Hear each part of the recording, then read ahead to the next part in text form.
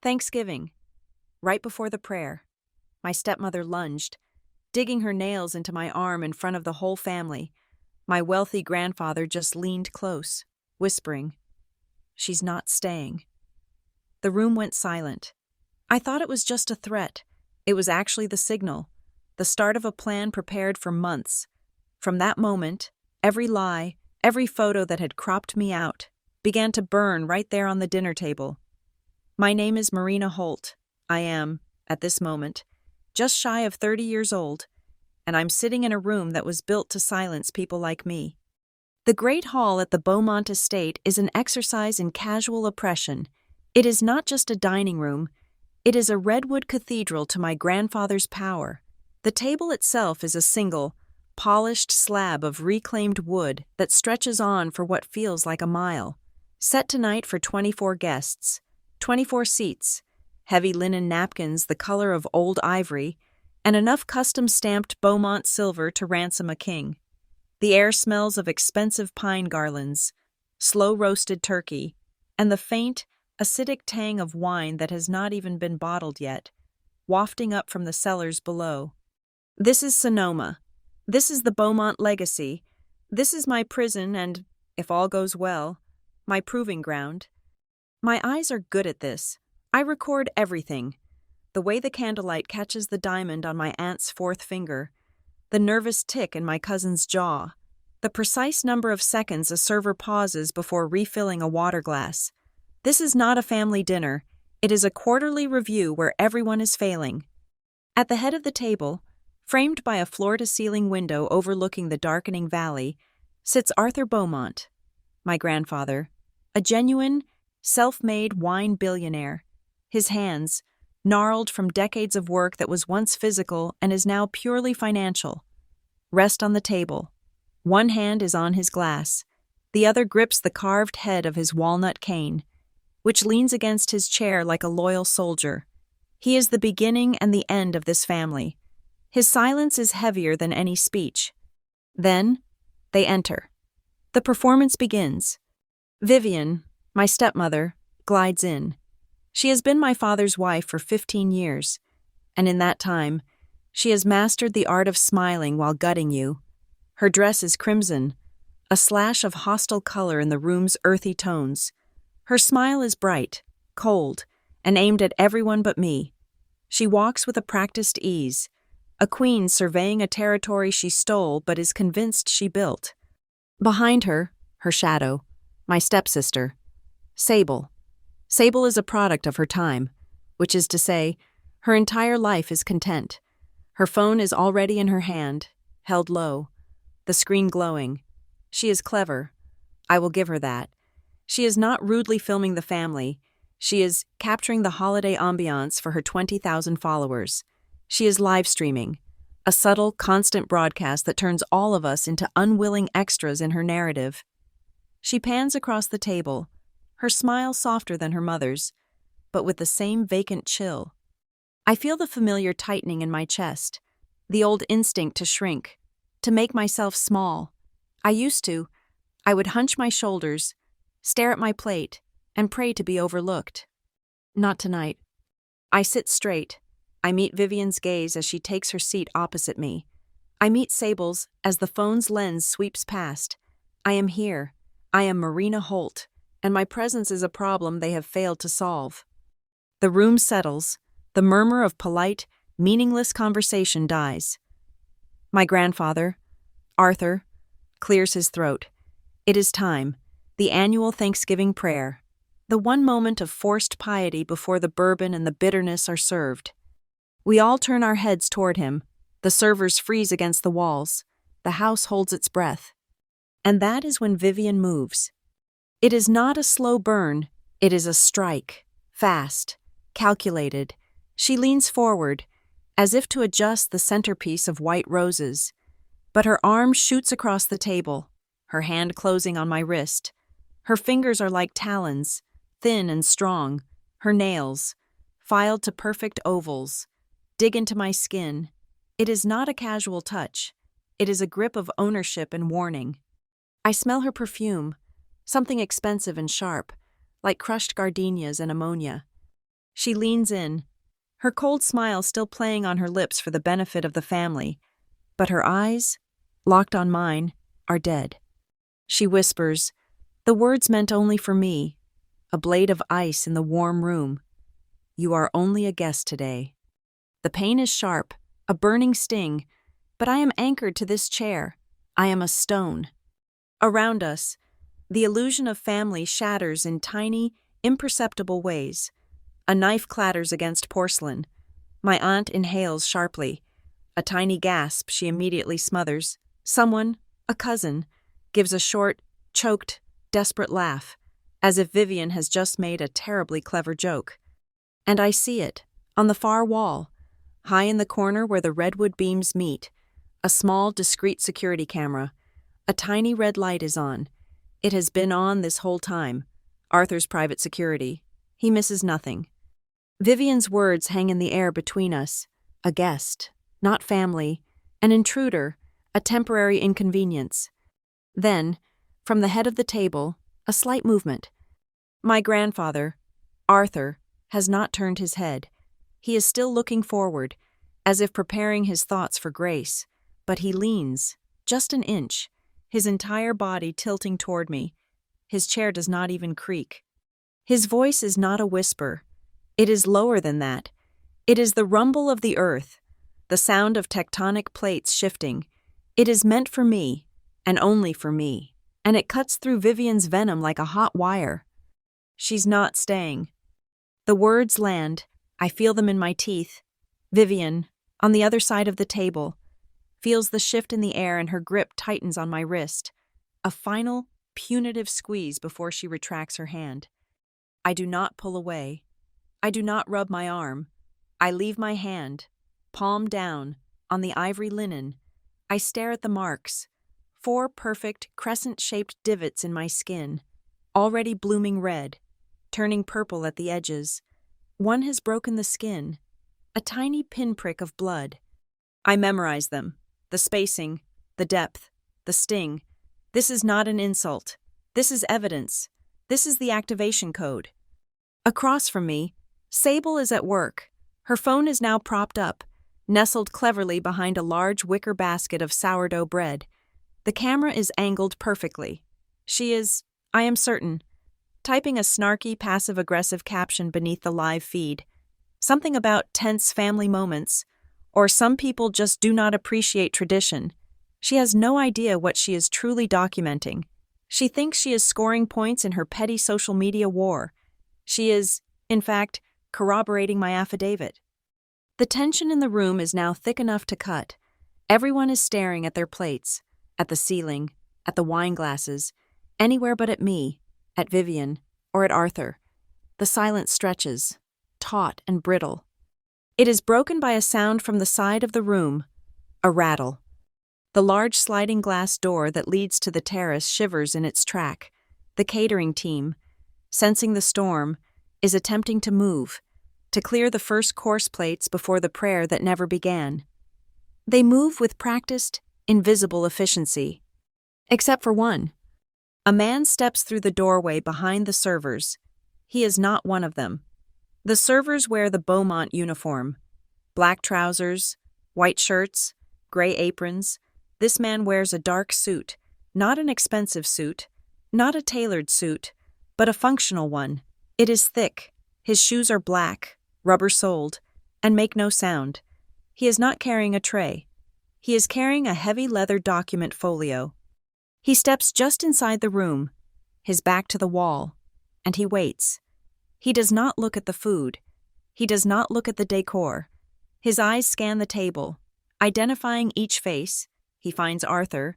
He finds Vivian. He finds me. His gaze lingers for less than a second. He is a professional. No one else seems to notice him. They are all so trapped in the family drama that a stranger in a suit looks like just another part of the household machinery. But I know who he is. I have been waiting for him. He is the process server. His arrival, scheduled for this precise moment, was contingent on one thing, an act of overt aggression, a line being crossed. Vivian just crossed it. I feel the cold air from the open door brush my ankles. I take a slow, deep breath. The air in the room is hot, suffocating, full of unspoken history and imminent justice. I look past the stranger. Through the glass door he left ajar. The sun is completely gone. The vineyards are just rows of black skeletons marching up the hills. The night outside is absolute, a solid wall of darkness. It feels as if it is pressing against the house, gathering its strength, waiting for the signal to finally come inside. My grandfather's words echo in my head. She's not staying. I look down at the blood on my wrist. I am Marina Holt, and the prayer is about to begin. The marks on my wrist are not a new injury. They are just the most recent. The blood is merely punctuation on a statement that has been written, erased, and rewritten over my entire life. Vivian's power was never in her fists. It was in her narrative. She is the gatekeeper of the family story. And from the day she married my father, I was the chapter she was determined to rip out. It started with the photographs. The main hallway of the Sonoma estate is a shrine to the Beaumont lineage, a long paneled gallery of smiling faces. It is the official record. In the early photos, the ones before her, I am there, a gap-toothed 7-year-old on Arthur's shoulders, a 9-year-old squinting into the sun on the deck of a boat. Then Vivian arrives, and the record begins to skip. There is a family portrait from the first Christmas after she moved in. 20 people gathered around the massive stone fireplace. I am not in it. When I asked, Vivian laughed. That light, airy sound that always preceded a cut. "Oh, Marina, darling, you must have been in the bathroom. We waited forever." I knew I had been standing right next to my father. But the real artistry came later. The edit became more subtle. There is a photo from a vacation in Aspen. The family is posed against the snow. If you look very, very closely at the far left edge, you can see the sleeve of a blue jacket, my jacket. The rest of me is gone, sliced off by the edge of the custom-made silver frame. I pointed this out once. "The frame must have been cut incorrectly," Vivian mused, tilting her head. What a shame. She chose the frames. She chose the mats. She chose the crop. I was not just forgotten. I was actively, meticulously, and curatedly erased. This erasure was the background radiation of my childhood. When I was in 5th grade, I built a miniature, working hydraulic crane for the district science fair. It lifted a 2-pound weight. I won first place, a large blue ribbon, and a check for $50. I remember my hands shaking, the thrill of seeing a complex system I had designed actually work. Vivian and Sable arrived 30 minutes late. Sable had won an honorable mention in the art category for a poster she had made about dolphin-safe tuna, which mostly involved glue and glitter. Within 10 minutes, Vivian had commandeered the celebration.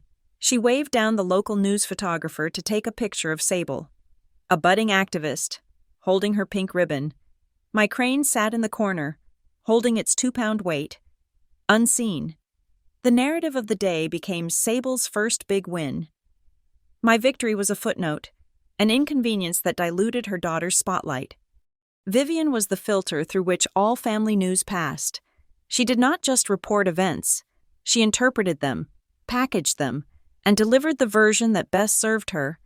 My successes were minimized. Isn't it nice that Marina's school believes in participation trophies? My failures, however, were magnified, analyzed, and mourned. I am just so worried about Marina's social skills. She's so intense. Sable's life, by contrast, was a cinematic masterpiece. Every C+ was a heroic effort against a biased teacher. Every part in the school play, even tree number 3, was a sign of her undeniable stage presence. I learned, quickly, that to achieve anything was to create a problem for Vivian. To be smart was to be difficult. To be independent was to be cold. I was constantly, quietly, relentlessly instructed to be flexible. Flexible was the family code word for my erasure. "Marina, be flexible," Vivian would say. When my 14th birthday dinner plans were canceled because Sable suddenly decided she wanted to go to a concert, I spent my birthday holding Sable's jacket in a screaming crowd. Marina, please be flexible, my father would echo, a weak translation of Vivian's decree. Sable really wants the window seat, and you know how she gets. Flexible meant that I was the one who must always bend, always yield, always shrink to make room for Sable's expanding desires and Vivian's ambitions. There was one exception, my grandfather. Arthur was a difficult man. He was not warm, and he did not suffer fools. He had built his empire from nothing but dirt and nerve, and he respected only one thing, the work. While Vivian and my father were grooming Sable for a life of curated leisure, Arthur would find me in the library, sketching designs in a notebook. He was the only person who never asked me to be flexible. I remember one afternoon, I must have been 11 or 12. I was in his study, building a complex city out of his antique wooden chess pieces. Vivian walked in, saw the mess, and immediately started. "Marina, what are you doing? Put those back. You know Arthur doesn't like people touching his things." I flinched, my hand moving to dismantle the tower. "Leave it!" Arthur's voice cut through the room from his high-backed leather chair. He had been silent, watching. He did not look at Vivian. He looked at what I was building. "She's not hurting anything," he said, his voice a low rumble.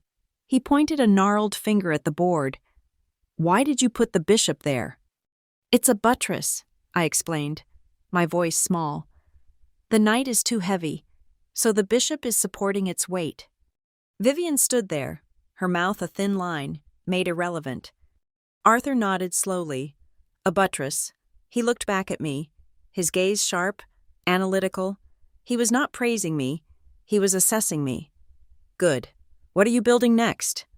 He was the only one who saw me as a person who builds, not just a person who is, but he was busy, often gone for months, and in his absence, Vivian's editorial control was absolute.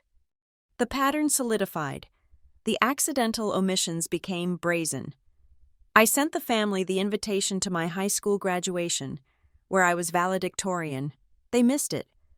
"Car trouble," Vivian had said, texting me a picture of a flat tire. I later learned they had been at the beach.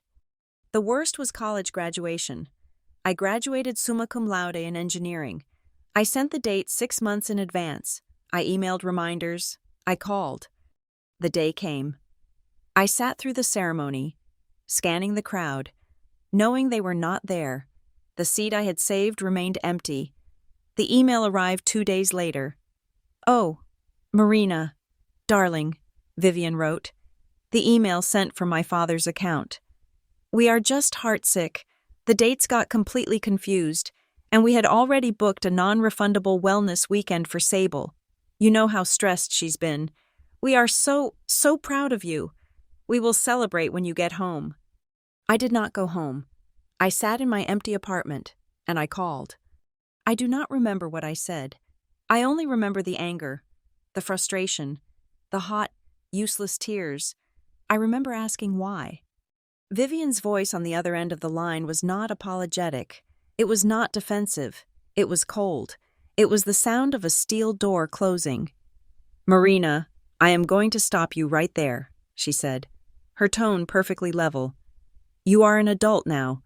You cannot expect the entire family to stop their lives for every little thing you do. You are upsetting your father. Do not ruin the weekend for everyone." The line clicked.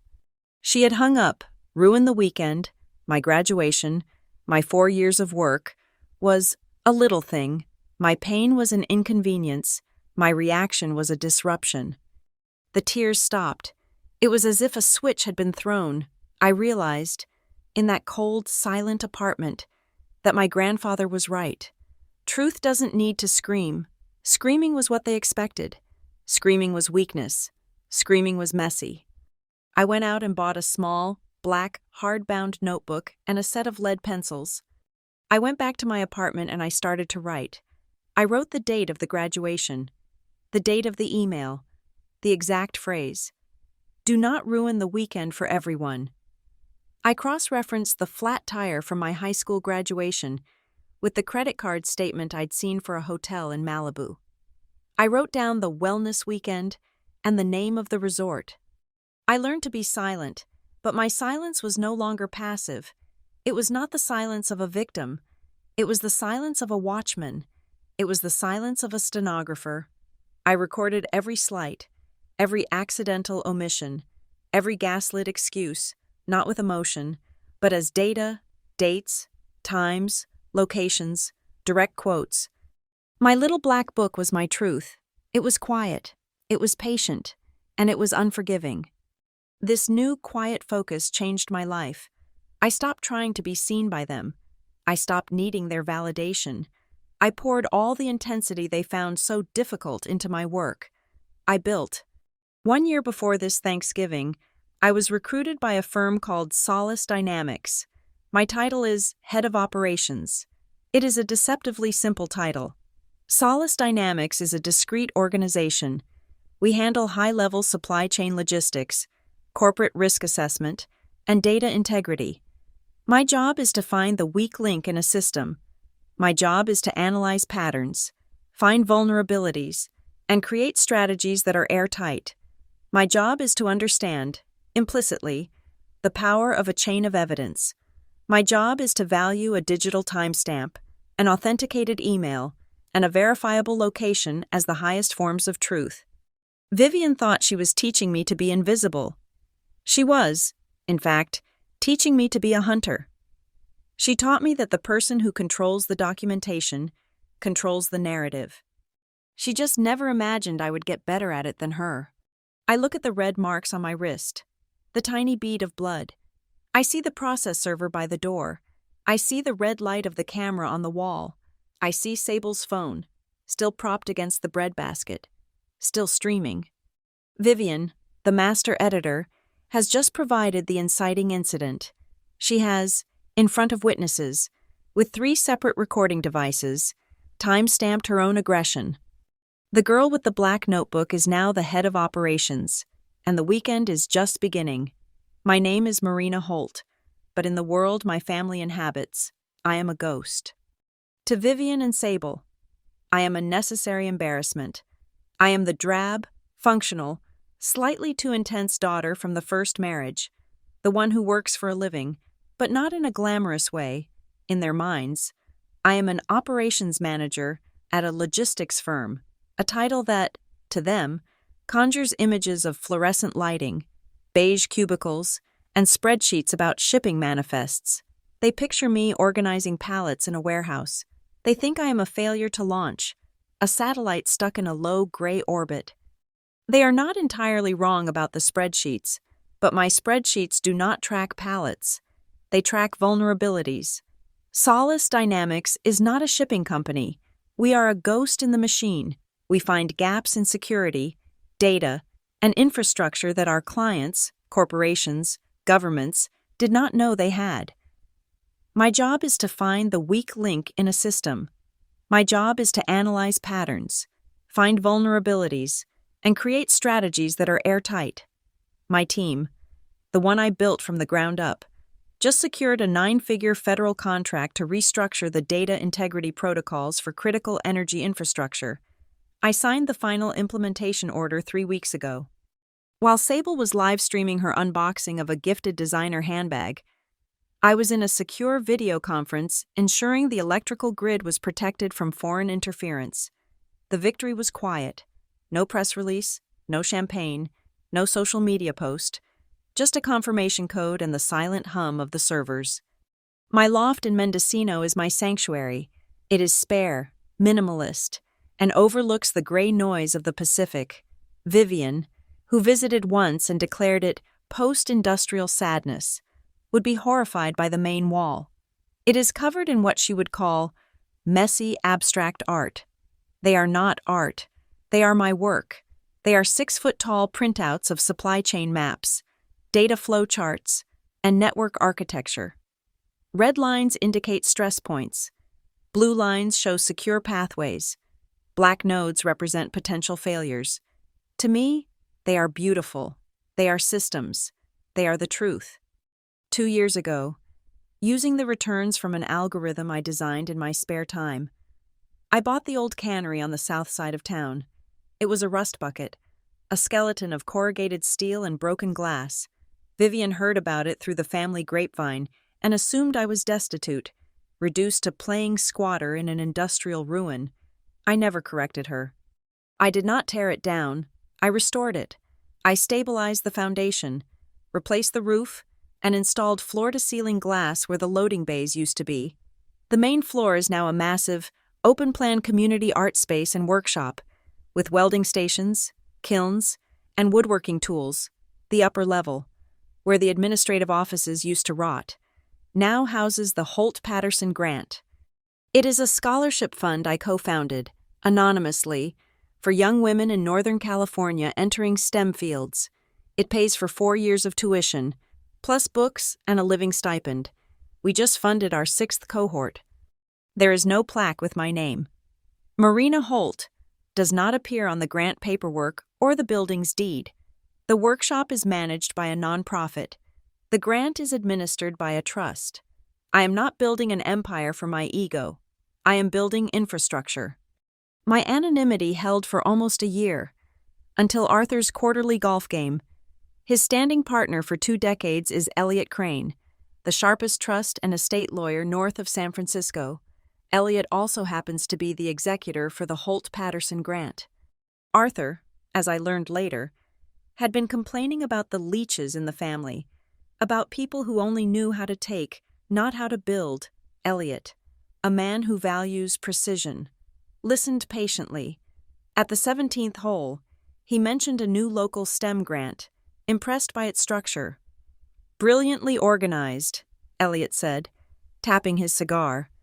"The holding company that owns the building is structured like a fortress, not a single vanity clause, built by an engineer. I'd wager—" Arthur, whose mind misses nothing, connected the dots. He did not confront me. He did not call. He simply appeared at the cannery one rainy Tuesday. He walked the floor, looked at the welding stations, touched the new support beams. He went upstairs and read the names of the grant recipients on the wall. He stood next to me at the window, watching the ocean. For 10 minutes, he said nothing. Then, he turned. "Elliot Crane says it's structured like a fortress." I just nodded. "Good," he said. He looked back at the names. "You didn't put your name on it." "It's not about my name," I said. "It's about the work." He gave a short, sharp nod. I could see, for the first time in years, a genuine, uncalculated pride in his eyes. It was like finding water in a desert. "Keep it that way," he advised, his voice low. "Stay quiet. Let them think you're nothing. Let's see who really sees you. Marina, let's see who's paying attention." It was not a suggestion. It was the formation of an alliance. So I remained the office manager. Vivian and Sable continued to treat me with their specific brand of condescending pity. "Oh, Marina, still in that tiny rental?" Sable would ask, her voice dripping with faux concern. "You should let Mom help you decorate. It's just so gray." They had no idea that my gray life, my boring job, was teaching me exactly how to dismantle theirs. At Solace Dynamics, documentation is religion. Every action requires a timestamp. Every communication is archived. Every entry and exit is logged. We assume we are always being watched, so we build our records to be irrefutable. I applied the same protocols to my personal life. When I moved into my loft, I installed a full-coverage, legally compliant security system. It was habit. When the superintendent of my building emailed me about a small plumbing issue while I was away, my cameras showed Vivian and Sable letting themselves in. Unannounced. Snooping through my office. The footage was saved, encrypted, and backed up to a secure server. After the wellness weekend incident, I bought a digital audio recorder. It looks exactly like a high-end fountain pen. It sits in my jacket pocket or on a table. It is voice-activated, and the fidelity is military-grade. I only use it when I am being isolated, cornered, or insulted. I have 12 separate audio files of Vivian telling me I am ungrateful, unstable, or not really part of this family. Each file is tagged with the date and location. This autumn, everything accelerated. The air changed. Arthur's cough, usually just a gruff clearing of his throat, became persistent, wet. He started using the walnut cane not just for effect, but for balance. He was 78, and the decades were finally catching up. With his weakness came Vivian's panic. The whispers started. The family, my aunts and uncles, my father, they all began to talk about the will, about legacy, about protecting Arthur's interests. Vivian, who had been positioning herself as the gatekeeper to Arthur's health, became frantic. She scheduled meetings with her own lawyers. She started isolating Arthur, blaming his fatigue on visitors. She needed to secure her position, and Sable's. I was the loose thread, the variable she could not control. The invitation to Thanksgiving arrived via email, as it always does, a cold, formal request from Vivian's assistant. It is a command performance, a loyalty test. In previous years, I had considered declining, just to have a moment of peace. But this year was different. Arthur was fading. Vivian was moving. The data in my black book, the audio files, the video footage, it was no longer just a record of the past. It was ammunition for the future. I studied the invitation. I looked at the supply chain maps on my wall. I thought of my grandfather, standing in the cannery, telling me to stay quiet. I understood. The work was done. The system was built. All the pieces were in place. Vivian's aggression, fueled by her fear of the will, was the final, predictable data point. She would need to assert her dominance one last time. She would need to put me in my place, to show the family who was in control. I clicked accept. I packed my black notebook, my pen, and a change of clothes. I was not walking into a family dinner. I was walking into an implementation. I was just waiting for the trigger, the one, final, undeniable piece of evidence. And tonight, Vivian, punctual as ever, delivered it right onto my wrist. The man in the dark suit by the door is not a guest. He is a function. He is the result of a 2-page text message sent from Elliot Crane's phone exactly 90 seconds ago. The trigger for that message was a single, high-resolution photograph I sent to Elliot from my own device, time-stamped, showing the 4 crescent marks and the single bead of blood on my wrist. This moment was not a fortunate accident. It was an engineered certainty. The plan began not as a strike, but as a defense. My grandfather, Arthur Beaumont, is a man who trusts systems, not people. 3 years ago, long before his cough worsened, he sat down with Elliot Crane, his lawyer and his oldest friend. He updated his will, yes, but more importantly, he finalized his durable power of attorney. It is an ironclad document. It designates Elliot, not my father or Vivian, as his sole agent, his proxy, his firewall, with full authority over his health and financial decisions the instant he is deemed incapable of making them himself. And, crucially, it names a secondary agent, a backup should Elliot be unable or unwilling to perform his duties. Me. Vivian, naturally, could not tolerate this. She saw it as an insult, but more accurately, it was a locked door. She needed a key. She tried to make her own. Last April, she coordinated what she called a review of Arthur's advanced care. She presented my grandfather with a stack of papers. She called them simple caretaker documents, things to make it easier for her to manage his prescriptions and his comfort. She was clever. She did it on a Tuesday, the day after his most intensive physical therapy session, when he was always exhausted and clouded with pain medication. She had her own notary. She provided her own witnesses, her personal esthetician, and a woman from her yoga class. She underestimated Elliot Crane. As Arthur's named DPOA, Elliot had a standing request with Arthur's physician for copies of all medical records and administrative paperwork. The caretaker documents crossed his desk within 24 hours. Elliot did not panic. He operated. He noted the notary's license was new, issued just 3 weeks prior. He noted the witnesses had no standing relationship with the family. He noted the language of the document was vague, overly broad, and contained a clause that would have given Vivian sweeping power over Arthur's liquid assets, effective immediately.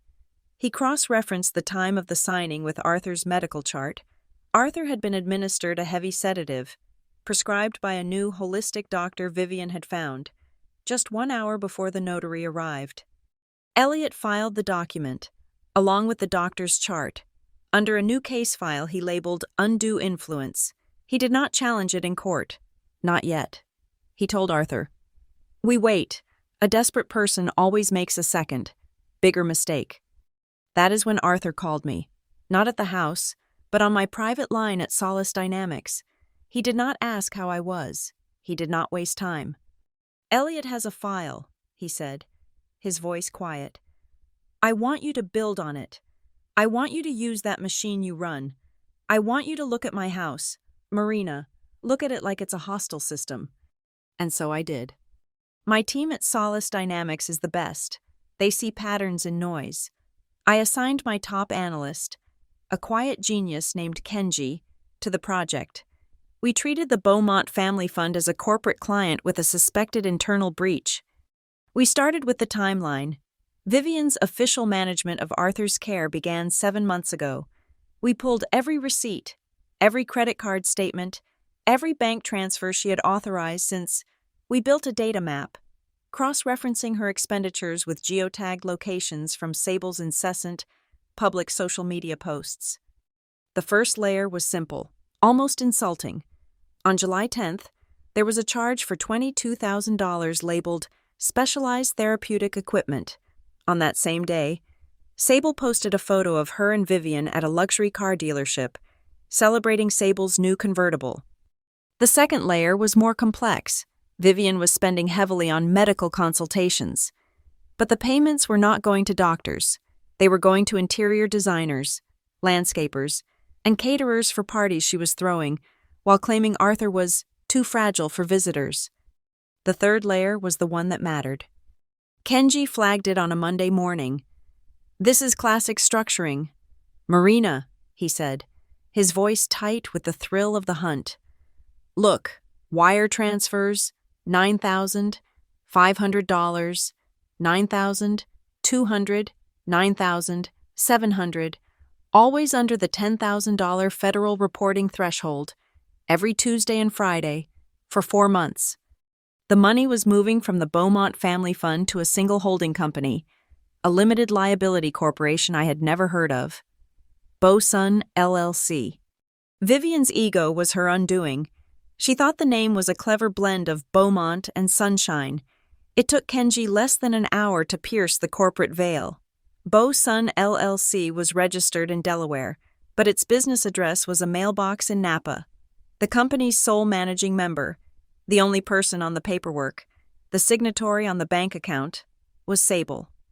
My stepsister, the vapid lifestyle influencer, was the manager of a shell corporation. With this, Elliot had enough.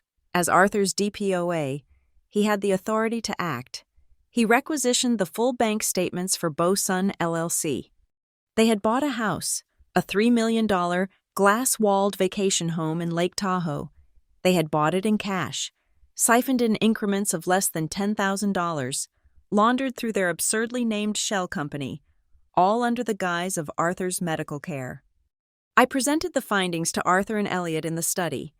I did not present it as a story of betrayal. I presented it as a systems analysis, data points on a screen, a flowchart of theft. Arthur was silent for 5 full minutes. He stared at the printout of the Tahoe deed. Finally, he looked at Elliot. "Get the auditors." Not just any auditors. Elliot brought in a forensic team from San Francisco, ex-FBI. For 1 week, they lived in the estate guest house, posing as insurance assessors, updating the estate's policies. Vivian, arrogant and dismissive, barely gave them a second glance. She left her office unlocked. The auditor's report was delivered to Elliot 3 days ago. It was sealed. It confirmed everything we found, and more. The structuring was just the major breach.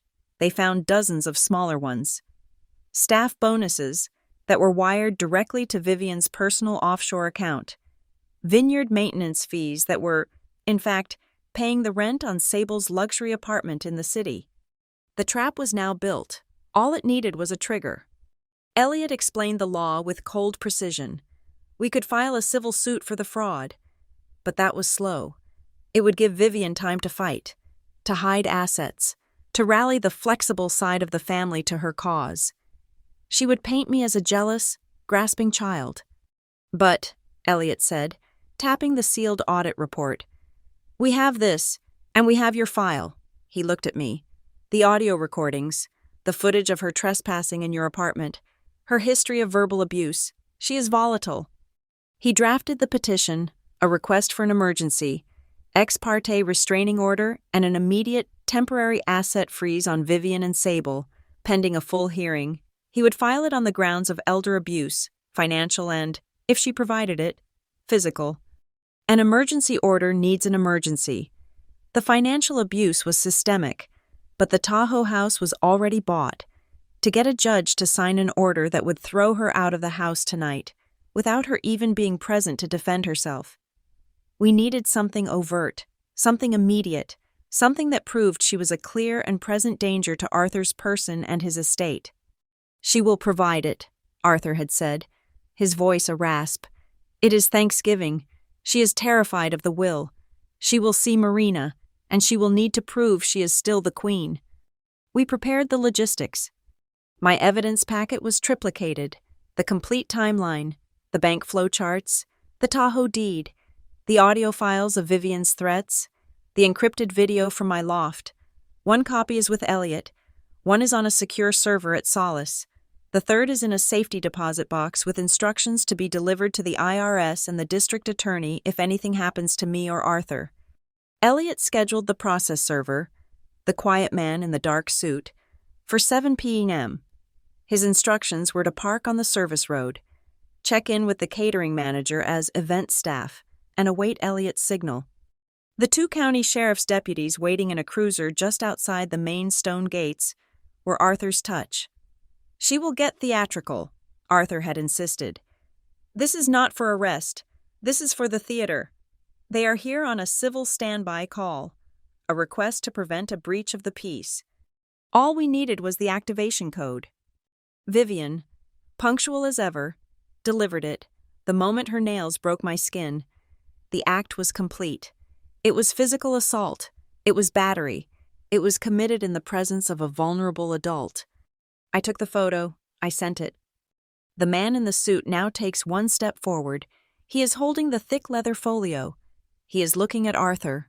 Arthur, his hand steady on his walnut cane, gives a single, almost imperceptible, nod. The system is now active. The prayer is over. This was never a brawl. It was a siege, and a siege is won by strategy, not by shouting. Don't lift the lid, Marina. My grandfather had told me, 2 weeks ago, in his study. The room smelled of old leather and the unlit cigar he rolled between his fingers.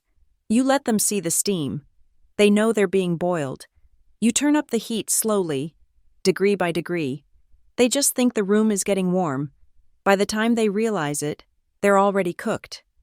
Tonight, the water is at a rolling boil. Every element in this room, every guest, every camera, every silence, has been calibrated. The guest list was the first layer. Vivian, in her arrogance, let me have 1 + 1, a condescending gesture, as if I were a teenager bringing a date. She assumed I would bring a nervous coworker she could intimidate, or no one at all. I brought Mrs. Rowena, who sits 3 seats down from me, her back straight, watching everything with the hawk-like eyes of a master chef. Rowena, who ran the kitchens at this estate for 20 years. She was the one who taught me how to properly truss a chicken, the one who snuck me warm cookies after Vivian had sent me to my room without dinner. Vivian fired her 6 months ago. The official reason was budgetary restructuring. The real reason was that Rowena had ignored Vivian's new diet rules for Arthur and served him his favorite dessert. Rowena is not just a guest. She is a loyalist to the true Beaumont legacy, and she is a living record of Vivian's petty tyrannies. Her presence here tonight is a grain of sand in the oyster of Vivian's control. The seating chart was the next layer. Vivian designed it. Naturally. She loves the power of placing people. She put me directly across from her, a classic move of intimidation. She wanted me where she could watch me.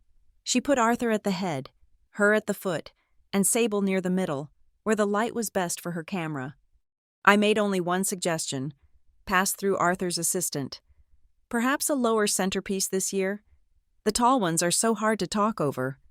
Vivian agreed, finding my request for intimacy a pathetic sign of my loneliness. So the towering, sight-blocking floral arrangements she usually demands were replaced with a low, sprawling garland of pine and white roses. It is beautiful. It is also, strategically, a kill zone. It gives the discreet security camera in the corner a clean, unobstructed shot of every face and every hand at the table, including Vivian's hand, as it dug into my arm. The third layer of observation is Elliot Crane's. Elliot, a man who has won multi-million-dollar lawsuits on the placement of a comma, does not believe in leaving testimony to amateurs. The family is compromised. Too flexible, as I know too well. He needed an objective observer. Down the table sits a Mr. Davies. He was introduced to the family an hour ago as a new vineyard consultant Arthur was considering. He is mild, wears a nondescript gray suit, and has been listening more than talking. Vivian, trying to impress him with her knowledge of the business, has been holding court in his direction all evening. Mr. Davies is not a consultant. He is a retired court stenographer and, as Elliot proudly informed me, a 3-time alternate juror for major civil trials. He is a professional witness, trained to observe, listen, and recall with irrefutable precision. He is drinking sparkling water with a twist of lime, and his eyes have not left Vivian for the last 30 minutes. Then there is my own contribution, the silver bracelet on my left wrist. It is heavy, a solid cuff of Scandinavian design. Vivian commented on it earlier. How substantial, Marina. I see you're trying. It is substantial because it is not just jewelry. It is a custom piece from the R&D division at Solace Dynamics. The clasp is a 4K microlens. The polished surface is a high-fidelity microphone. As my hand rests on the table, it has been recording a steady, crystal-clear, high-definition shot of Vivian for the past hour. The battery life is 8 hours, more than enough. And finally, there is Sable, our most unwitting and most valuable asset. Sable's phone, propped vertically against the breadbasket, is still streaming. I knew she would film. I counted on it. The algorithm, as I once explained to a baffled Arthur, is not a system of record. It is a system of stimulation. It rewards conflict. It boosts drama. It prioritizes real-time, raw, emotional reactions. Sable thinks she is producing content for her followers, framing me as the tense, difficult family member ruining the holiday. She is, in fact, producing Exhibit A for the district attorney, time-stamping her own mother's assault and broadcasting it to the world. All of these elements, the witnesses, the cameras, were just the pot. We still had to turn up the heat. For the past month, we have been slowly, methodically, pushing Vivian toward this exact breaking point. Arthur, for his part, began his performance weeks ago. He leaned into his illness. He let his hand tremble when he reached for a glass. He used his walnut cane not just as a prop, but as a crutch. He forgot a cousin's name. He appeared frail, confused, and most importantly, malleable. He let Vivian fuss over him, steering him by the elbow, speaking for him. His perceived weakness was her oxygen. It inflamed her arrogance, making her believe she was finally, truly in charge. While Arthur played the fading lion, Elliot and I turned the screws. We let the rumors about the will become a wildfire. Elliot's office received a concerned call from an aunt. Elliot was professionally vague. Mr. Beaumont is, of course, finalizing his estate, he told her, knowing the aunt would report this to Vivian within the hour. Finalizing. That was the word that lit the match. Vivian, convinced Arthur was dying and that his original, unbreakable DPOA was about to be superseded by her caretaker documents, went into a panic. She has been frantic for weeks, desperate to secure her position. I added my own personal touch. When I arrived this evening, I handed Sable a gift, a small, perfect box from Tiffany. Inside, on a bed of blue silk, was not jewelry, it was a folder. Inside that, a first-class, Bob-on-refundable, round-trip ticket to Milan for a private, invitation-only Fashion Week preview. The flight leaves from San Francisco tomorrow morning, 10 a.m. sharp. Sable, predictably, screamed and immediately posted a picture of it. OMG! My sister is literally the best, even when she's in a mood. I watched Vivian watch the exchange. She did not see a gift. She saw a threat. She saw me, the gray office manager who supposedly scrapes by, dropping $10,000 on a plane ticket like it was cab fare. She saw the date. Tomorrow. It was a move of pure, cold, polite disrespect. It was me telling her, in the only language she understands, money and status, that I was so unconcerned with her power, so certain of the outcome of this dinner, that I had already booked her daughter's flight out of the country. She was vibrating with rage before we even sat down. All that was left was to set the final piece of the stage. Just before the guests were called in, Arthur's longtime housekeeper, who is loyal to him and not to Vivian, placed a single, thick, cream-colored envelope by his plate. It is sealed with the official Beaumont wax stamp. On the front, in Elliot's sharp, black ink script, are 4 words: to be opened after the prayer. The family cannot stop staring at it. That envelope is a monolith. It contains, in their minds, the future, the will, the legacy, the money. Vivian wants it.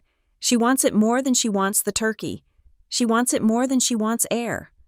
And I am sitting here, in her way, the calm, difficult girl who just bought her daughter a ticket to Milan. And Arthur, the frail old man, is asking us to bow our heads for the prayer, the one final delay between her and the envelope.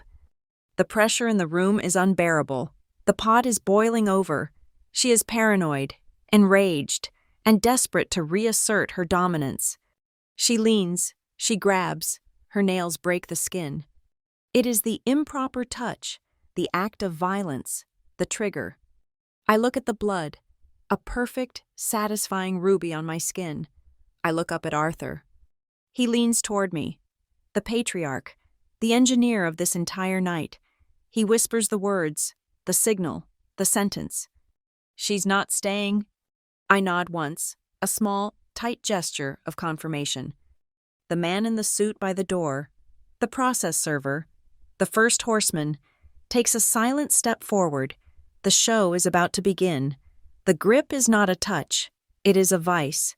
Vivian's fingers, thin and strong, dig into my wrist with a focused, deliberate malice.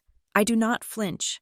I watch, almost as a third party, as her perfectly manicured nails, the color of dried blood, break the skin. She twists, a final, spiteful punctuation to her hissed words. Pain, sharp and hot, flares up my arm, but it is secondary. The primary sensation is one of confirmation. When she retracts her hand, I leave mine on the table, palm down on the ivory linen. The evidence is stark, clear, and undeniable. 4 deep, white-knuckled crescents, already blooming a violent purple. From the deepest one, a single, perfect bead of my own blood wells up, a tiny ruby on my skin. I do not look at Vivian. I do not look at the shocked, frozen faces of my family. I look at the discreet, glowing red light of the security camera mounted on the ceiling beam. It sees the blood. I feel the imperceptible weight of the silver bracelet on my other wrist. Its 4K lens, aimed directly at Vivian, has just captured the entire act of battery. I look down the table to Elliot Crane. Arthur's lawyer, his oldest friend, and the executor of this night, is seated 5 chairs down. He was introduced as an old business acquaintance. He sees the blood. He does not miss a beat.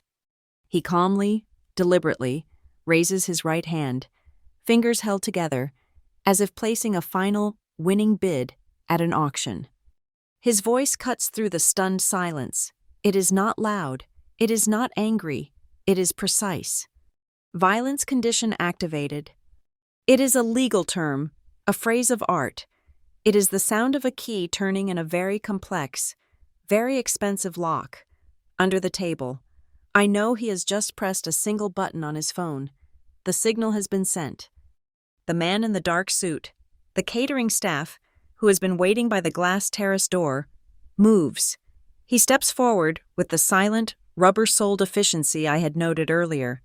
He walks directly to the table, his path unwavering, past the shocked faces of my aunts and uncles. He stops in the space between Vivian and Arthur. He places the heavy leather document folio he has been carrying onto the polished wood. It lands with a solid, definitive, satisfying thud. The sound echoes in the silence. He does not address Arthur. He looks directly at Vivian. "Vivian Beaumont," he says, his voice flat, impersonal, and loud enough for everyone to hear.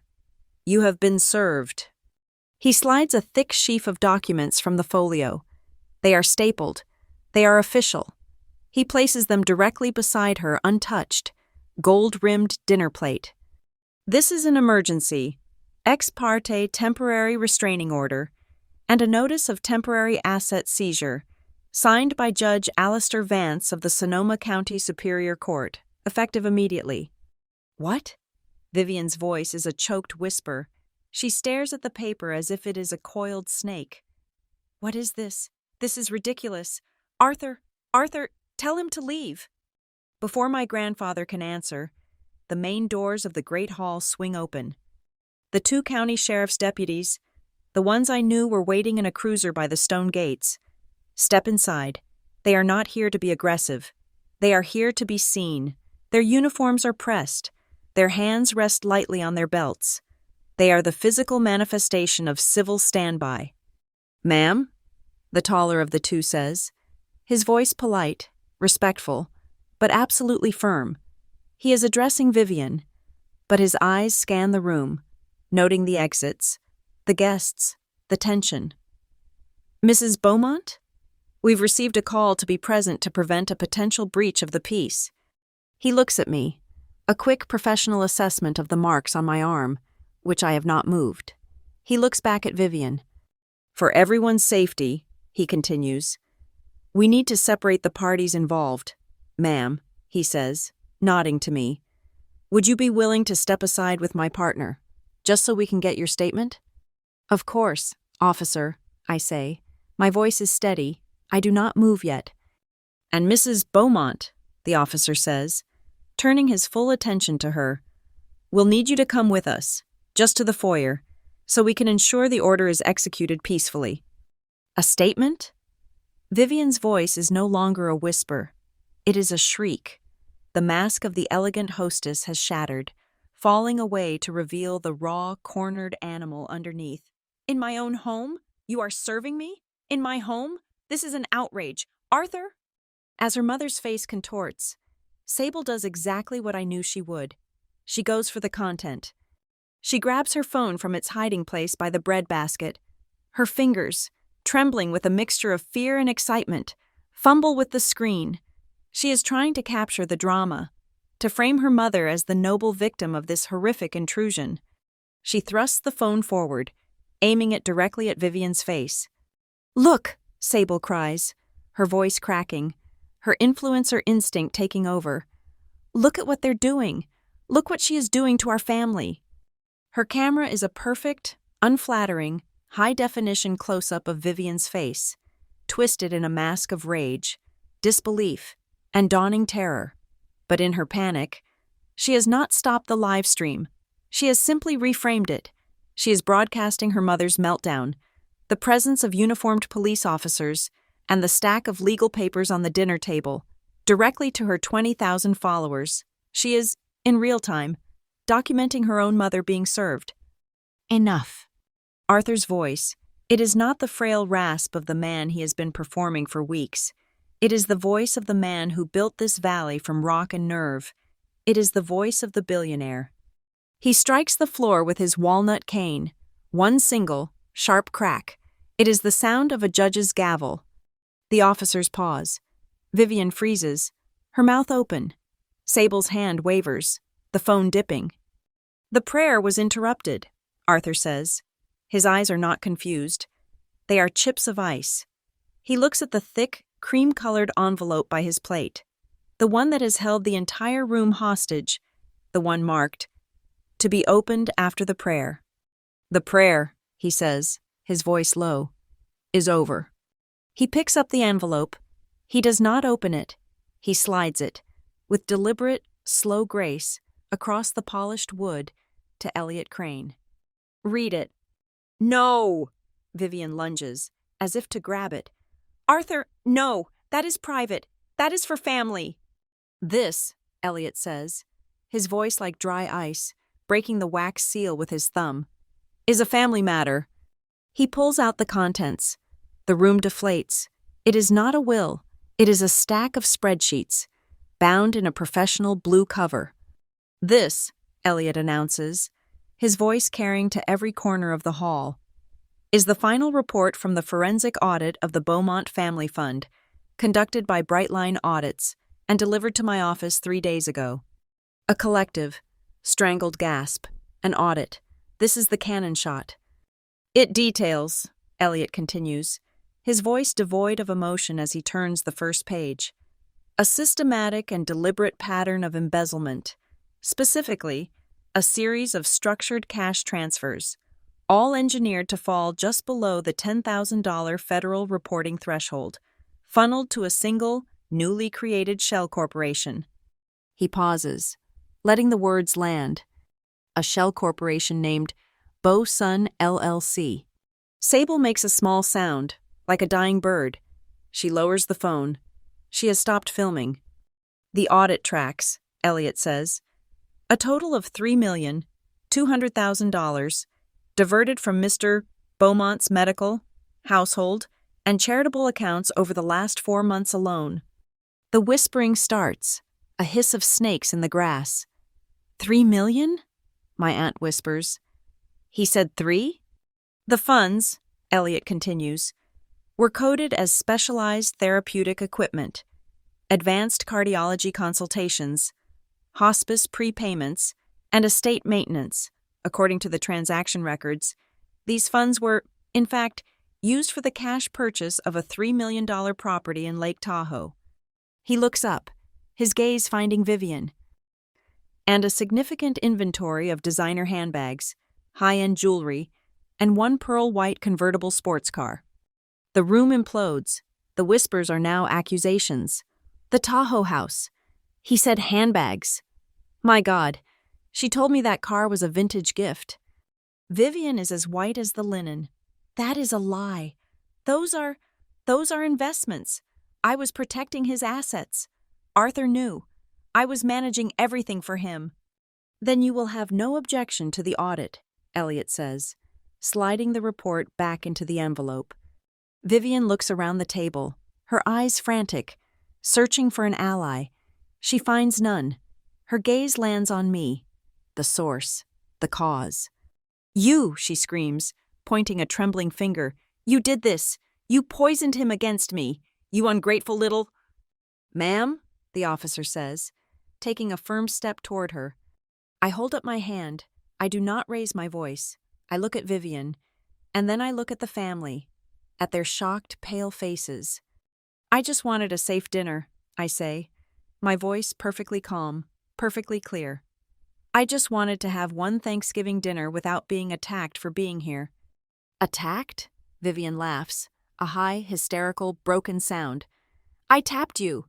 This is a family matter. Family is everything. You do not do this to your family." "Ma'am," Elliot Crane says, his voice like steel.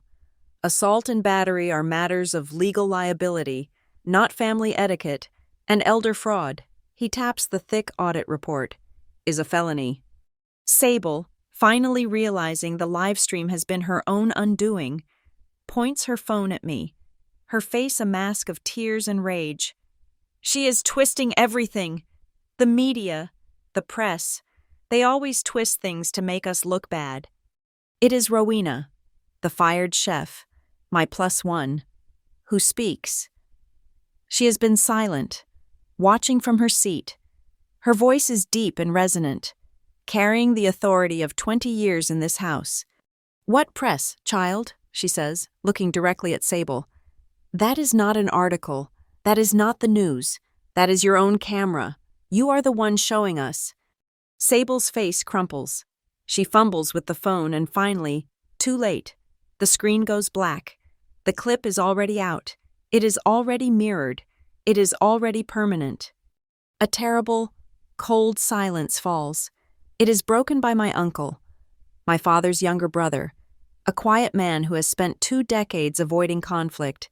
He sighs, a heavy, weary, rattling sound. He looks down at his plate, and then across at Vivian. "We have looked the other way for too long." "Vivian," he says, his voice full of shame. "We all have. It is an admission. It is a confession. It is the end of her reign." Vivian opens her mouth, then closes it. There is nothing left to say. The system has closed around her. The officers are waiting. My grandfather, Arthur Beaumont, looks down the long, ruined table. He looks at the shattered remains of his family dinner, at the terrified faces, at the plate of uneaten food. He grips his walnut cane. "Let's pray," he says, his voice a low rumble. "The turkey is getting cold. Let us pray." He bows his head. "But let us pray for the truth, because it is, finally, here." My grandfather's voice, the one that had been a rasp for weeks, was now a resonant baritone. He did not shout. He did not need to. The authority in his tone silenced the room more effectively than a gavel. He did not close his eyes to pray. He kept them open, sweeping them across the 24 frozen faces, making eye contact with each person. His gaze was an assessment, a weighing. "Let us pray," he had said, and now he began. "We are taught to give thanks," he started, his voice slow and deliberate, "for the harvest, for the wine, for the roof that shelters us." He paused, and his eyes found mine. "But tonight," he continued, his voice dropping an octave, "I am truly thankful for something else. I am thankful for clarity. I am thankful for the truth. However late it arrives, I am thankful for the courage of those who chose to stay at this table, not for the food, but for what is right." His gaze moved from me, to Elliot, to Rowena. It was not a prayer. It was an acknowledgement of his allies. It was a line drawn down the center of the table. He looked past Vivian, as if she were already an empty chair. "And we ask," he concluded, "for the strength to do what must be done. Now that the truth is here, amen." "Amen," Elliot Crane echoed, his voice sharp and clear. "Amen," I whispered. The word hung in the air, heavy and final, before anyone else could speak, before a single fork could clink against a plate. The process server, the man in the dark suit, spoke again. He had served the papers, but his job was not finished. "As per the instructions of the court," he said, his voice projecting into the silence, "the temporary restraining order stipulates that the respondent, Vivian Beaumont, must vacate these premises immediately. You are required to remain at least 100 yards from the person of Arthur Beaumont and Marina Holt. A hearing is set for Monday, November 11th, at 9 a.m., at which time you may respond." He turned to the deputies. "Officers, the order is active." "Vacate, immediately," the words detonated in the room. Sable, who had been frozen, her face a mask of tear-streaked confusion, looked at her phone. She finally saw the red live icon in the corner of her screen. A choked sob escaped her. Her fingers, trembling violently, stabbed at the screen. She fumbled, dropping the phone onto the table with a clatter. She picked it up, her hands shaking so badly she could barely hold it, and finally, the screen went black. It was a meaningless gesture. In the reflection of the dark screen, I could see the notification bar at the top already exploding with screen recording, duet, and share alerts. She had not just broadcast her mother's ruin, she had made it viral. The clip was already mirrored, saved, and flying through the digital world, forever attached to her brand. "You cannot do this," Vivian said. Her voice was thin, reedy, the bluster gone. "This is my home. You cannot throw me out of my own home." Elliot Crane stood up. He walked slowly, deliberately, around the table until he was standing behind her chair. He did not touch her. "Vivian," he said, his tone almost gentle, which was far more terrifying than any anger. "This is the part where you have a choice. You can walk out of this room under your own power, with dignity, or the officers will be forced to escort you. I promise you. The first option is better for everyone. Do not make this harder."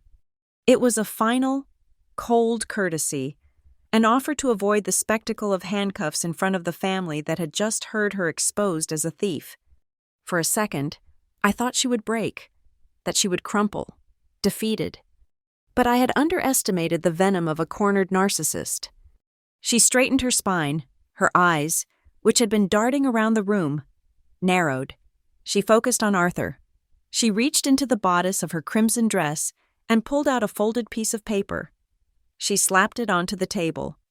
"You cannot," she spat, her voice thick with renewed fury.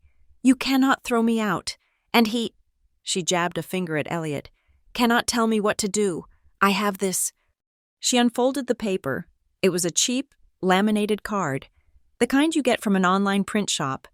It read, in an ugly script font, "Medical Guardianship and Healthcare Proxy." It listed her name as the primary agent for Arthur Beaumont. "I am his guardian," she declared, her voice rising to a shrill pitch. "I am in charge of his health, his safety, his home. This paper proves it. He signed it in April. You are all trespassing. Officers, I am ordering you to remove them." She looked triumphant, her last ace played. Elliot Crane did not even look at the card. He looked at the family, as if he were a professor addressing a slightly slow class. "That is the document I mentioned earlier," he said calmly. "The one we refer to as Exhibit B in our filing. The one Mrs. Beaumont had her husband sign on April 12th. He turned his gaze to Vivian.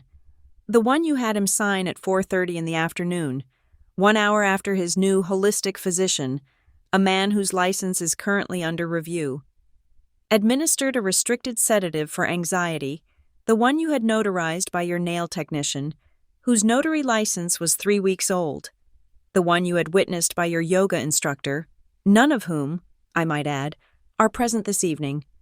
He reached into his own breast pocket and produced a document. It was not a card.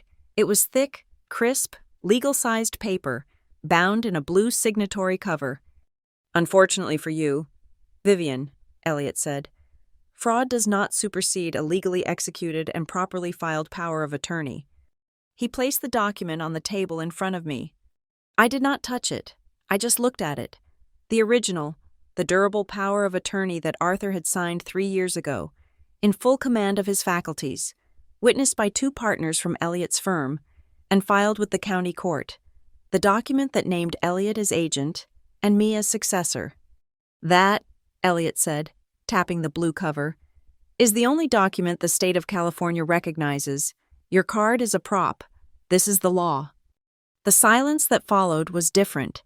It was the silence of a final, structural collapse. And then, a sound. My aunt, my father's sister, the one who always sent me a $20 check for my birthday, made a small, scraping noise. She was sitting to Vivian's left, slowly, deliberately. She pushed her heavy oak chair back from the table. She slid it 2 feet to the left, putting a wide, visible gap between her place setting and Vivian's. It was an act of separation, a physical divorce. A moment later, my uncle across the table did the same, then another, and another, all down the long, polished table, the neutral parties, the flexible ones, the relatives who had looked the other way for 20 years, began to move. Chairs scraped against the hardwood floor. A terrible, grating chorus of judgment. They were pulling away, isolating her, leaving her on a shrinking island of her own disgrace. The social geometry of the family was being redrawn, in real time, before her eyes.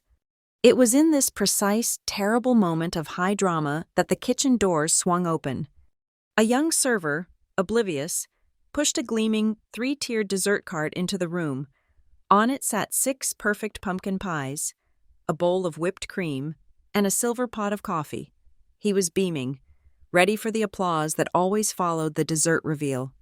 He took 3 steps into the room, saw the 2 uniformed officers, the weeping, mascara-streaked face of Sable, the process server standing like a statue, and the pale, vibrating rage of Vivian. He froze. The cart, with all its festive cheer, rolled one more slow, silent revolution, its wheels squeaking almost comically in the dead quiet. The server's smile vanished. He looked like he had walked into a wake. He looked at the pies, then at the police, and did not know what to do. It was Arthur who broke the spell. The moment was too perfect, too staged, too intensely real. He had wanted this, but now he needed to control the ending. He turned his head, his full attention, and looked at me. He had not done this in years. His eyes were clear, the fog of his performance gone. He was Arthur Beaumont, the founder, the builder. "Now, Marina," he said, his voice quiet, but carrying the weight of a command. "You speak. Tell them what you found." This was it, the transfer of power, the anointing. I stood up. I did not feel shaky. I felt cold. I felt the precise, calm hum of my office at Solace Dynamics. I was not a niece. I was not a victim. I was the head of operations, and I was delivering a systems analysis. I picked up the blue-covered document, my DPOA. I held it. "For 7 months," I began, my voice clear and steady. "Vivian has been using her fraudulent guardianship to manage the family fund." I looked at the faces. They were rapt. "She told you she was managing his advanced care. What she was managing was a systematic theft. I have the records, the wire transfers. Every Tuesday and Friday, for 4 months, she wired sums of money just under the $10,000 reporting limit to a shell company. Beau Sun LLC, Elliot interjected, supplying the name. That company," I continued, "is managed by her daughter, Sable." Sable let out a noise, a wet gasp of "no." "That company," I said, my eyes locking on Sable, "was used to buy a $3 million house in Lake Tahoe, in cash." The room inhaled. "The medical invoices," I went on, "were just as creative. A $22,000 charge for specialized therapeutic equipment was filed on the same day Sable received her new convertible. A $50,000 cardiology consultation fee was paid to an interior designer, and a state maintenance fund was used to pay the lease on Sable's apartment." I was not emotional. I was just reading the data. "This was not care," I said. "This was fraud. This was elder abuse." Vivian looked like she had been struck, but before she could speak, a new voice joined the room. "My aunt, the one who had moved her chair first." She stood up, her napkin crumpled in her fist, tears streaming down her face. "She made me sign them," she whispered, her voice choked. All eyes turned to her. "She made me sign them, too," she cried, looking at Arthur. "Last year, after the harvest party, she said they were tax forms for the family trust. She said I had to sign them, or Arthur would be in trouble with the IRS. They were blank pages. Arthur, she told me not to bother you with it. She said she was protecting you." She was sobbing now, a lifetime of coerced silence breaking open. "I knew it was wrong," she wept. "But she said she knew things. She said she could make trouble for my children." It was a confession. It was corroboration. It was the final, devastating piece of evidence. Vivian had not just been stealing. She had been building a network of fear, using blackmail and intimidation to make the family complicit in her crimes. The air in the room had changed. The festive smell of pine and roast turkey was gone, replaced by the sterile, cold atmosphere of a hearing. This was not a Thanksgiving dinner. It was a tribunal, and the verdict was in Vivian's face, which had been pale with shock, now flushed a deep, mottled red.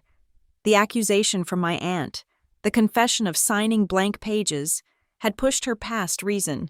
She was no longer a schemer. She was a cornered animal. "This is nonsense," she finally screamed, her voice cracking. She slammed both palms on the polished table, rattling the silver. "This is my house. I live here. You cannot throw me out of my own home. Arthur, tell them. Tell them this house is in my name." She was appealing to the one thing she thought she had secured, the deed. Elliot Crane, who had remained standing, merely sighed. He looked at Arthur, who gave a small, weary nod. "Elliot, please." "Vivian," Elliot said, his voice flat, "I am truly sorry it has come to this, but you seem to be operating under a deep and profound misapprehension." He reached into his leather briefcase, which sat by his chair, and pulled out another document. This one was older, its blue cover slightly faded. "This," he said, holding it up, "is the prenuptial agreement you signed on June 4th, 2003, 16 years ago. You were represented by your own counsel. You reviewed it for 6 weeks. Vivian stared at it. That was just a formality." "It was a binding contract," Elliot corrected, his voice like a scalpel. "And I draw your attention to Article 4, Section B, Assets acquired prior to matrimony. It explicitly states that this estate, the surrounding vineyards, and all properties held by the Beaumont Family Trust are, and shall remain, the sole and exclusive property of Arthur Beaumont, separate from any and all community property. This house was never yours. Vivian, it was never even on the table. You were a resident, not an owner." The finality of it sucked the air from her lungs. She had no legal claim, not as a guardian, not as a wife. She had nothing. "But," Elliot continued, a new, colder edge entering his voice, "this is not just about the prenup. This is about a pattern of behavior." He gestured to the process server. "The petition for this order was granted, in part, because of pre-existing evidence of your coercive control and efforts to destroy evidence." He looked at me. "Marina, your file." I did not have to retrieve it. I had anticipated this. I reached into my bag by my feet and pulled out a slim silver thumb drive, the one labeled Solace Dynamics. I slid it across the table to Elliot. "Last year," Elliot explained to the room, "on May 19th, there was an incident in the main hallway. You," he looked at Vivian, "had an argument with a staff member who you, quote, felt was becoming too familiar with Mr. Beaumont. You fired him on the spot. You then instructed the head of household security to wipe the camera footage from the hallway, claiming it was corrupted." "I remember that," my uncle muttered. "The man from Argentina, he was gone overnight." "Indeed," Elliot said. "Vivian was thorough. She had the footage from the main cameras wiped." He held up the thumb drive. "What she failed to account for was the large, gilt-edged mirror hanging on the opposite wall. It, and the camera in the adjoining foyer, were perfectly reflected. This drive contains 47 seconds of footage. It clearly shows Vivian, in the mirror's reflection, pointing to the hallway camera and telling the security chief, 'I want this gone, today.' It is a clear, documented act of evidence tampering. It established the pattern of behavior that the judge reviewed this evening." Vivian looked at the thumb drive as if it were a bomb. She had been caught. Not just tonight, but a year ago. She had been documented in her own lies. The unmasking was now total, and it was coming from all sides. The room, which had been silent, was now a cascade of falling dominoes. The third, jarring note was not a voice. It was a ringtone, a bright, obnoxious, electronic pop song. It was Sable's phone. She was still crying, her face buried in her hands. The phone, which she had dropped on the table, lit up and began to vibrate, skittering across the wood. The name on the screen was Brandon Talent. "Sable, answer that," Vivian hissed, a desperate command. Sable, her hands shaking, fumbled with the phone and hit the speaker button by mistake. "Sable? What the hell is going on?" A man's voice, sharp and frantic, filled the room. "I am getting calls from everyone. I just got a clip from 6 different reporters. What is this? Are you in a fight? Are there cops at your Thanksgiving?" "Brandon, Sable sobbed. "It is not. I did not mean to." "I do not care what you meant," the voice on the phone yelled. "The Celeste campaign is calling me. They are invoking the morals clause. A clip of your mother assaulting someone and you screaming at police? This is not edgy. Sable, this is toxic. We are losing the Spring Beauty line. That is a $200,000 contract. Gone. Do not call me. We are done." The line clicked dead. Sable let out a wail, a raw, primal sound of loss. This, for her, was the real wound. Not the family, not the fraud, the contract, the Celeste campaign. 200,000? My aunt whispered, horrified. The unmasking was complete, and now, the family that had been silent for 20 years finally found its voice. She did it with the photos, too. My other aunt, the one who had signed the blank pages, said, her voice trembling, "I remember, at the 2007 harvest, we took that big family portrait by the fountain." She looked at me, her eyes filled with a new, terrible guilt. "You were there, Marina. You were standing right next to Arthur. But when the photos came back, the printed ones, you were gone." She looked at Vivian. "I saw the receipt, from the photographer, for specialized editing. You paid him. You paid him $500 to digitally remove her from the family portrait."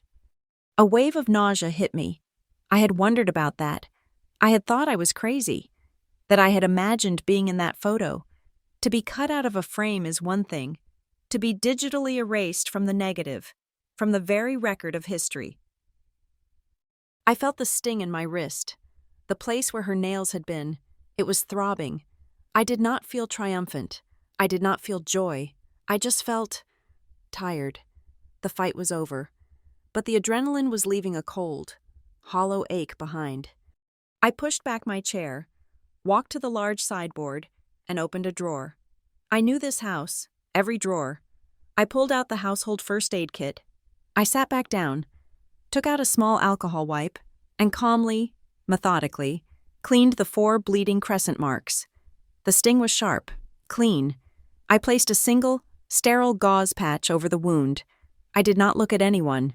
I was just handling the damage. My quiet, practical actions seemed to capture my grandfather's full attention. He watched my hands. He watched me tape the gauze down. He cleared his throat. He turned to me, and in front of the officers, in front of the family that remained, his voice broke. "Marina," he said, his voice thick with a shame that was 20 years old. "I am sorry." He looked at the faces around the table. "I am sorry," he said, louder. "I let this go on. I let the silence get comfortable. I let flexibility become an excuse for cowardice. I saw you were being cut from the photos. Marina, I saw you being left behind, and I did nothing. I was a coward, and I am sorry." It was the apology I had waited my entire life to hear, and it came not in private, but as a public confession. Elliot Crane let the moment sit for a beat. Then he stood, bringing the room back to the law. "The audit is clear," he announced, tapping the sealed report that the server had handed him. The funds from the family trust were directly and illegally transferred to the Bosun LLC account, which is controlled solely by Sable Beaumont. "It was not me," Vivian shrieked, finding her voice again. It was our financial consultant. He told me to do that. He said it was for tax purposes. I can prove it. Give me my phone." She lunged for her purse, which was on the floor by her chair. She grabbed her phone, her fingers flying across the screen. "Ma'am," the taller officer stepped forward, his hand out, palm up, I cannot let you do that. You cannot stop me, she yelled. I am calling my lawyer. I am calling my consultant. Vivian, Elliot said, his voice patient. As part of the emergency order, the judge has authorized a temporary hold on all your personal electronic devices. They are considered evidence. They need to be forensically imaged. The officer gently but firmly took the phone from her hand. We will give you a receipt, ma'am. It will be returned. She stared at her empty hand, her last lifeline, her contacts, her consultant, her lawyer, gone. She was, finally, alone. It was in that moment of absolute, crushing silence that the wind changed. The terrace door, the one the process server had entered through and left ajar, was caught by a sudden, violent gust from the valley. The wind howled into the room, a wild, cold, living thing. It hit the table like a physical blow. Napkins flew, wine glasses shuddered, and the papers, the legal documents sitting by Vivian's plate, the restraining order, the notice of seizure, were lifted into the air. They scattered, fluttering and dancing in the sudden chaos. White doves of justice released into the room. The server lunged. The officers flinched. Vivian just stared, her face blank. It was I who moved. I stood, walked calmly into the center of the small, man-made storm, and began to gather them. One by one, I plucked them from the air, from the floor. I did not rush. I collected the pages, put them back in order, and stacked them neatly on the table. I returned to my seat. I looked at the ruined table, at the pale, shocked faces. We can still eat dinner, I said, my voice quiet, but carrying over the sound of the dying wind. The pies are here. I looked at the family members who had moved their chairs, the ones huddled together. We can still eat, I repeated, if there is anyone left who respects this table. This was the final choice, the line in the sand. My uncle, the one who had spoken against Vivian, looked at his wife. She nodded. They stayed. Rowena stayed. Elliot stayed. Mr. Davies, the witness, stayed. But my other aunt, the one who had signed the blank pages, slowly stood up. She was weeping. I cannot, she whispered. It is too much. She went to Vivian. She put her hand on her arm. Come on, Vivian, let's go. My father, who had been silent, a ghost at his own feast, stood. He did not look at me. He did not look at Arthur. He walked around the table and offered his arm to his wife. One by one, like a dark tide, half the table stood. The flexible ones, the cowards, the ones who had benefited from her reign, or were too terrified to be on the wrong side. They pushed in their chairs, a series of final, scraping sounds. Vivian, supported by my father, her face a mask of stone, walked out. The officers followed.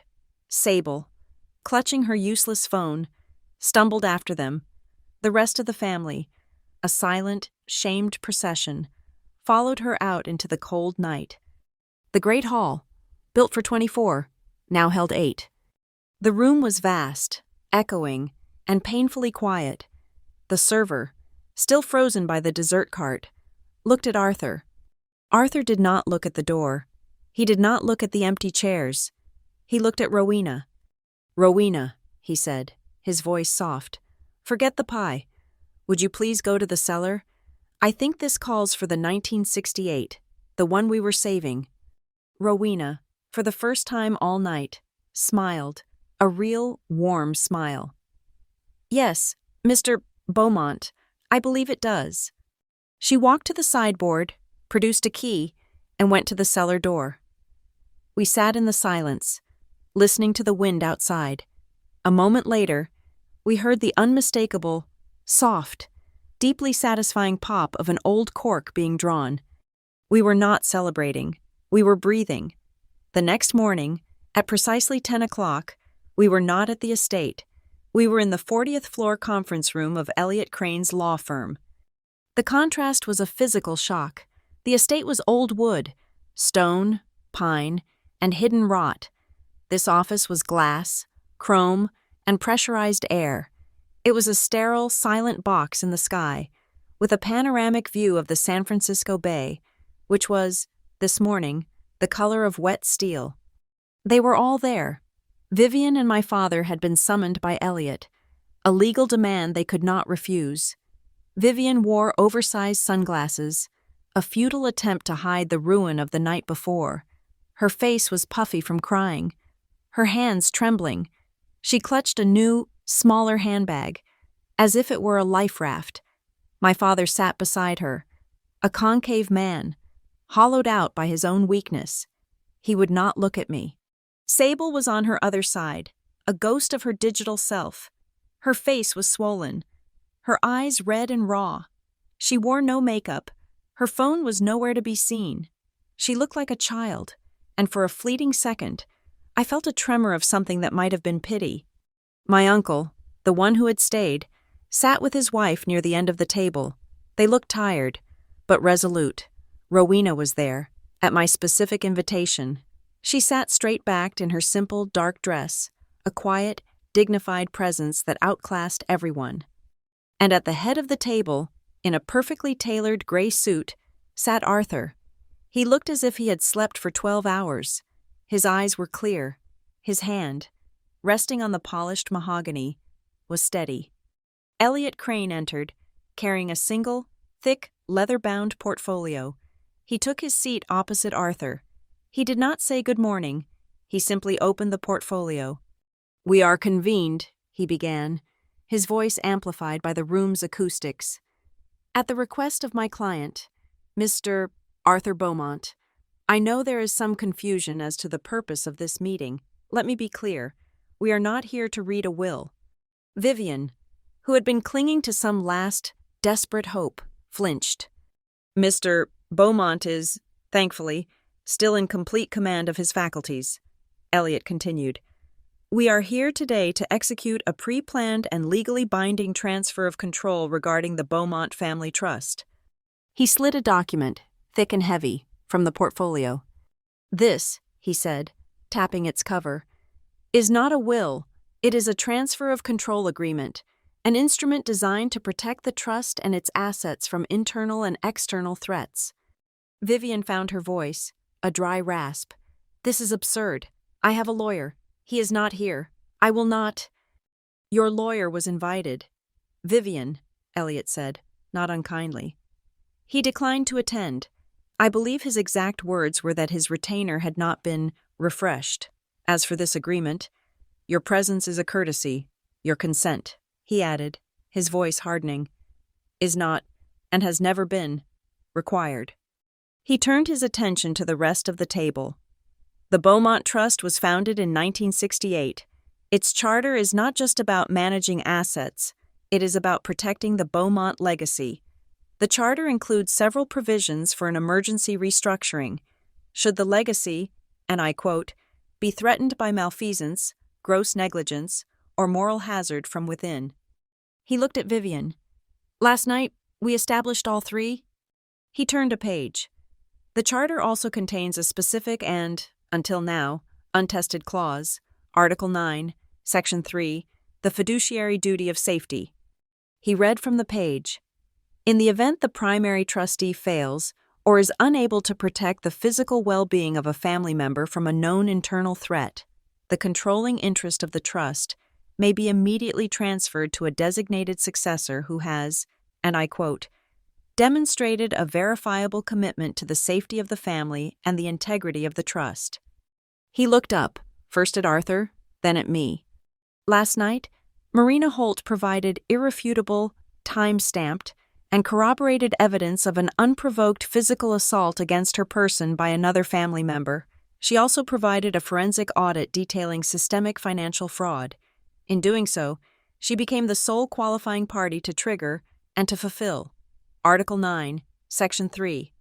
He slid the document and a heavy, gold-nibbed fountain pen toward my grandfather. "Arthur," Elliot said, "if you are ready." Arthur took the pen, his hand. The one that had been frail for weeks was perfectly steady. He uncapped it. "This is not an abdication," he said to the room. It is an activation. I am transferring my full controlling voting rights in the Beaumont Family Trust, its vineyards, and all its assets, effective immediately, to Marina Holt. His signature was a black, angry slash on the parchment. He capped the pen and slid the document across the table. It stopped directly in front of me. I was now in charge. Vivian made a small, strangled sound. My father just sank deeper into his chair. Elliot continued, his voice crisp. Now, to the consequences. First, Vivian, the temporary restraining order, based on the assault, stands. Your hearing is Monday. Separate from that, as of this morning, the trust, now under Ms. Holt's control, officially and permanently revokes your residency privileges at the Sonoma estate and all other trust properties. You will be permitted one supervised visit to collect your personal effects. The officers at the door have the schedule. He then looked at my father. Charles, you are, of course, still a beneficiary, but your voting rights, which you ceded to your wife 15 years ago, are not reinstated. You are welcome to stay at the guest house, if Marina allows it. My father flinched, but did not speak. Then, Elliot turned to Sable. His expression softened. Just a fraction. Sable, he said, my client is prepared to be creative in your case.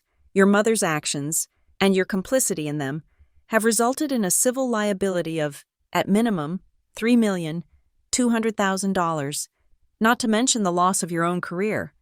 Sable stared at him, her face numb. However, Elliot said, we are offering a soft exit, a structured path to restitution. The trust will fund a 1-year placement for you in a reputational rehabilitation program, a very quiet, very private place in Utah.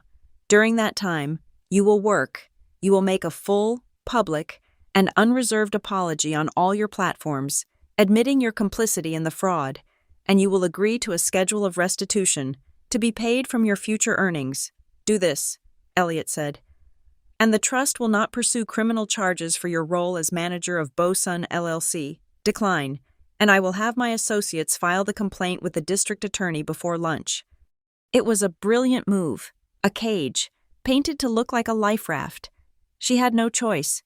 She nodded, tears rolling silently down her numb face. Elliot looked at me. Ms. Holt, as the new acting head of the trust, you have the floor. I took a breath. The air in the room felt different, thinner. I was no longer the guest. I was the house. I looked at Rowena. My first act, I said, my voice steady, is to correct a past injustice and create a new legacy. I am instructing the trust to immediately establish the Rowena Lawson Culinary Grant.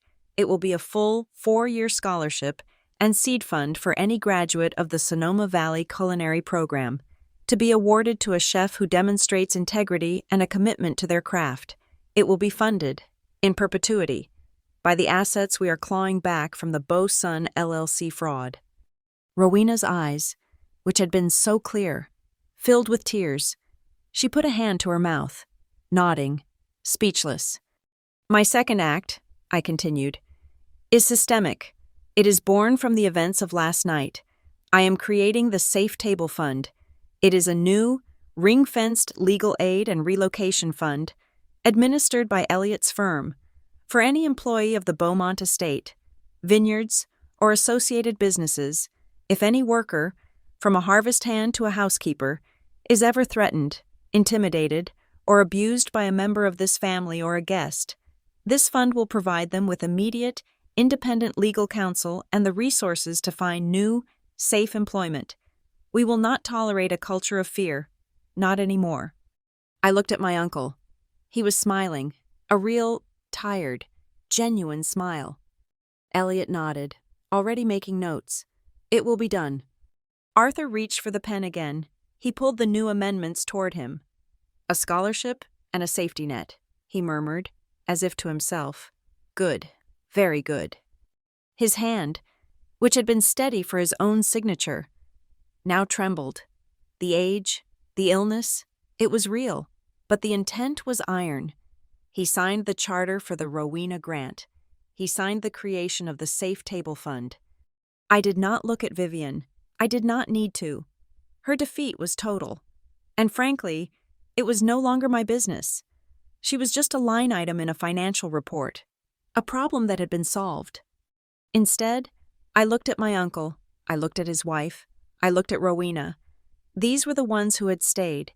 These were the ones who had chosen to sit at the table when the truth arrived.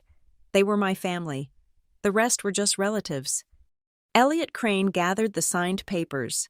He stacked them into a perfect, neat pile. He closed the leather portfolio. The sound was a soft, expensive click, as final as a vault door closing. "Thank you, all, for your time," he said. Rising, he looked at Arthur, at me, at Rowena, and at my uncle. "And thank you," he added, his eyes sweeping once over the ruined faces of Vivian and Sable, "for knowing when to stay silent and when to speak." That night, we returned to the great hall. The air had changed. The storm was over, and the oppressive, perfumed tension had evaporated, leaving behind only the clean, sharp smell of pine and the old wood of the house. The silence was not heavy. It was clean. The long table, the one built for 24, had been reset. It was now laid for 14. The empty place settings were not voids. They were a statement, a boundary. And at the foot of the table, the seat Vivian had occupied, there was nothing. Her heavy oak chair had not just been pushed back. It had been physically removed from the room. We took our seats, the remaining 8 of us, scattered around the massive table like survivors. Arthur sat at the head, as he always had. He looked down the long, diminished line of his family, the ones who had stayed, the ones who had chosen the truth. He looked at me, and a slow, tired smile touched his lips. He raised his glass of water, not as a toast, but as a quiet confirmation. "She's not staying," he murmured, his voice soft but carrying in the still room. I met his gaze, and I nodded. I understood. It was the same line he had whispered to me what felt like a lifetime ago, just 24 hours before, but the meaning had deepened, settled. It was not just a prediction of her exit from the house. It was a verdict on her standing in the legacy.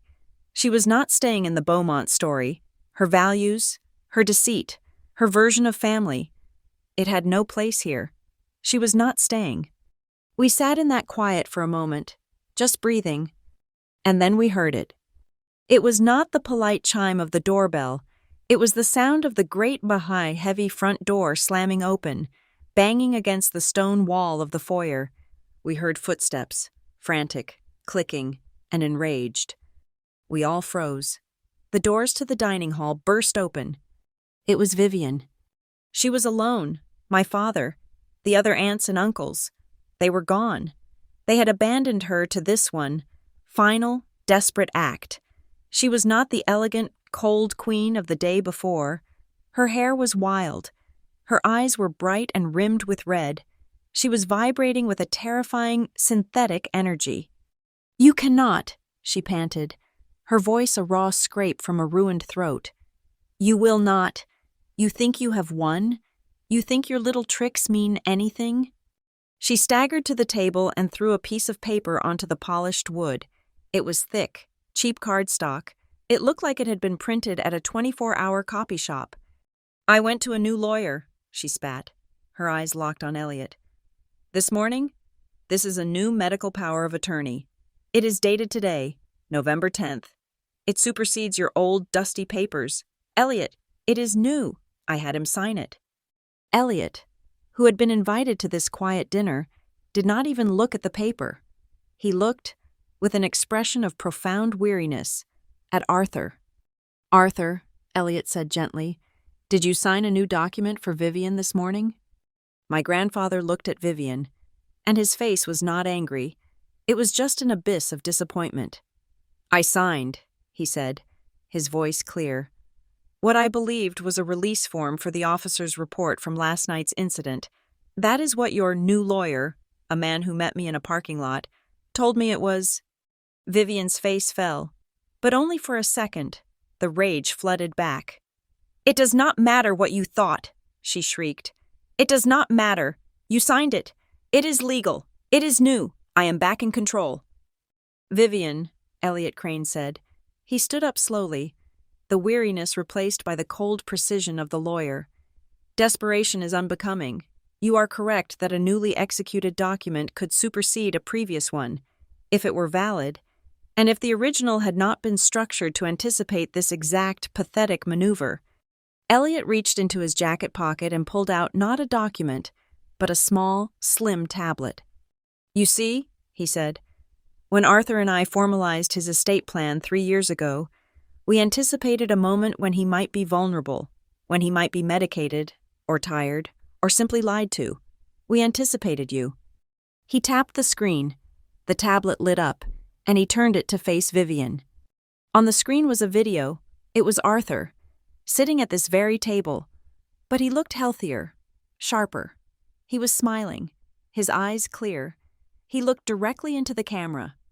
I, Arthur Beaumont, his voice said, clear and strong from the device's speaker, am of sound mind and body. This 2nd day of October, 2022, I am signing this durable power of attorney, naming Elliot Crane as my agent and Marina Holt as my successor, free of all duress, coercion, or undue influence. The video continued, showing him signing the document, showing the 2 law partners and the notary signing after him, showing him holding the document up to the camera, the date and the signature clearly visible. Elliot stopped the playback. We videotaped the entire signing ceremony. Vivian, Elliot said, his voice soft.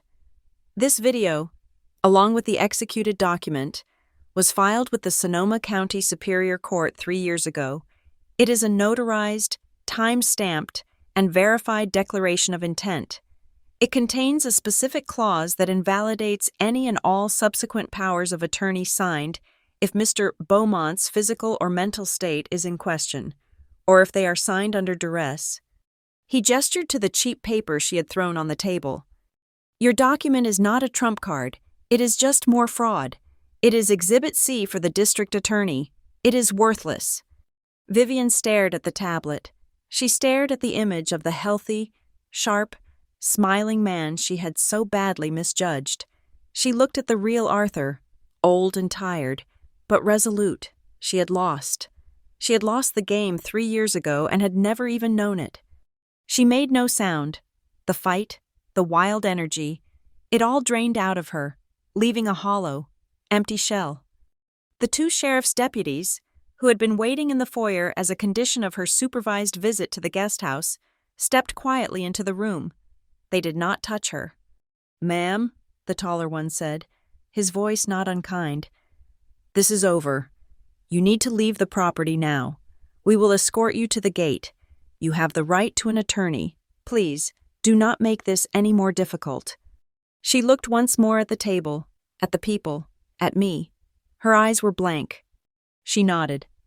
Vivian Beaumont turned, a ghost in last night's ruined crimson dress, and walked out of the great hall for the last time. The officers followed. We listened as their footsteps faded in the foyer. The great front door opened, and then closed with a heavy, final, definitive click. The silence she left behind was profound. It was the silence of a fever breaking. It was broken, a moment later, by a small, wet sound. I had almost forgotten Sable. Elliot had allowed her to return from the guest house for this final dinner, before she was to be sent to the rehabilitation program in Utah. She was at the far end of the table, staring at her empty plate. Tears were rolling, hot and silent, down her face. This was not a performance. There were no cameras. She was not wailing. She was simply broken. She looked up, her red, swollen eyes meeting mine for the first time in what felt like her entire life. I am sorry, she whispered. The words were almost inaudible. For the pictures, for cropping you out, for the live stream, for the bank account. I am so sorry. Marina. I looked at her, the girl who had been my tormentor, the shadow I could never escape. I felt no anger. I felt no pity. I just felt quiet. This was a different kind of problem, a different kind of system. I reached for my own heavy linen napkin. I folded it, once, into a neat square. I slid it down the long, polished table. It glided over the wood and stopped, perfectly, by her trembling hand. "I know, Sable," I said. It was not forgiveness. It was not absolution. It was an acknowledgement, a single, sterile, functional piece of linen. It was a path back to humanity, however long and hard. She took it, her shoulders shaking, and pressed it to her face. Arthur watched this exchange. He nodded slowly. "Good," he said. "That is good." He reached into his vest pocket. He pulled out a large, heavy, ornate ring of keys. They were not brass. They were old iron, worn smooth by time. "These," he said, his voice thick, "have not left my side in 50 years. I knew what they were, the master keys, the keys to the deep cellars, not just the wine, but the archives, the seed banks, the libraries, the keys to the roots of the estate. "They are yours now," he said, holding them out to me. "Guard the legacy. Marina, you are the only one who knows how." I took them from his hand. They were heavy.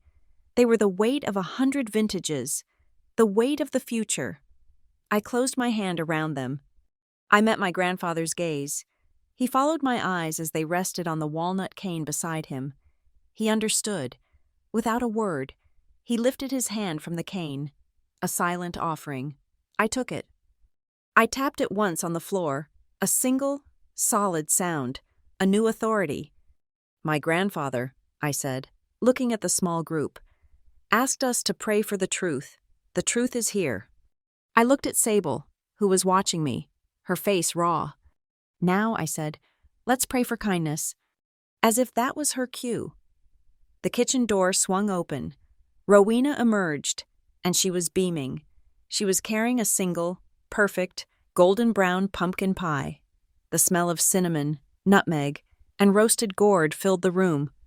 She placed it, with a quiet reverence, in the exact center of the table.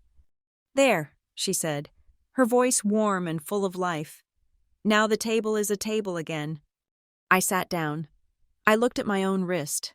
The gauze was gone. The marks from Vivian's nails, the 4 angry crescents that had started this all, were no longer red. They were fading, turning a deep, dark purple. A bruise. I touched it. It did not hurt. It was not a wound. It was a receipt. It was the paid-in-full confirmation of a long-overdue debt. My uncle raised his glass of the 1968. The wine glowed, the color of a perfect sunset. "We are not," he said, his voice thick with emotion, "toasting a victory. That feels wrong." He looked at me, at Arthur. "We are toasting boundaries, to finally having them, and to Marina, for finally building them." We all raised our glasses. "To boundaries," Arthur echoed, his voice firm. We drank. The wine was complex, and warm, and tasted of the earth. After a moment, I stood and walked to the large terrace doors. The night was cold and sharp. The staff, at Arthur's request, had just turned on the lights in the vineyard. Not the harsh industrial floodlights, but the delicate strings of white lights they wove through the old vines for the holidays. They glowed, a soft, warm web across the dark valley. And there, on the stone terrace, placed in the very center of the view, was a single, empty chair. It was one of the heavy oak dining chairs from the hall. Someone, Rowena or perhaps Arthur himself, had tied a simple, thick, olive-green ribbon around its back. It was not a memorial, it was a placement. The girl who had been cropped from the frame, the one who had been told she was just a guest, the one who had been given a blue jacket sleeve at the edge of the picture. She was here. That chair was my chair, placed not at the margins, but at the very center, overlooking the legacy. I turned back to the room, to my family, the real ones. Rowena was slicing the pie. Arthur was in a quiet, intense conversation with Elliot. My uncle was holding his wife's hand. I walked to the window, the one the wind had thrown open, and pushed it wide. The night air rushed in, cold and clean. It smelled of the Pacific, of the damp earth, and of the faint, sweet promise of late harvest grapes. The rot was gone. The house could breathe. I took a deep, clean breath. "It is time," I said. My voice was warm. "Let's eat." Thank you so much for listening to this story. Please let me know where you are listening from in the comments so we can connect. Share your thoughts. Subscribe to Lila Revenge Stories, like this video, and give it an extra boost by hitting that hype button so more people can hear this story.